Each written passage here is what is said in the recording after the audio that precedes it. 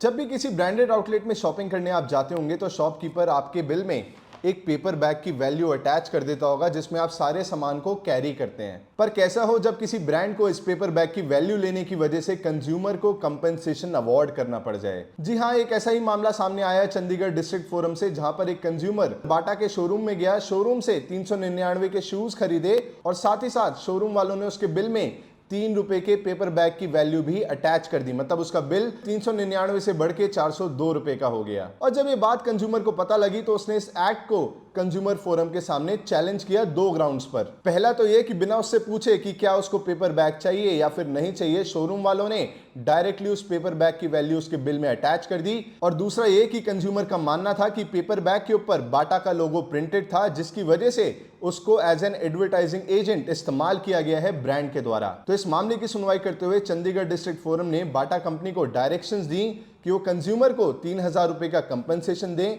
1000 रुपए का litigation expense दे और 3 रुपए जो उन्होंने पेपर बैग के लिए चार्ज किए थे वो कंज्यूमर को लौटाएं। तो इसके ऊपर आपको कानून की जानकारी देते हुए बता दें कि अगर किसी पेपर बैग के ऊपर किसी भी ब्रांड की प्रिंटिंग होती है तो ब्रांड वाले आपसे उस पेपर बैग का चार्ज नहीं ले सकते हैं। और अगर पेपर बैग पे कोई भी ब्रांडिंग नहीं की गई है तो उसका चार्ज बिल में लगाने से पहले शॉपकीपर को कंज्यूमर से पूछना पड़ेगा कि क्या उसको उस पेपर बैग की जरूरत है या फिर नहीं। ऐसे और इंफॉर्मेटिव लीगल कंटेंट के लिए देखते रहें लाइव लॉ हिंदी।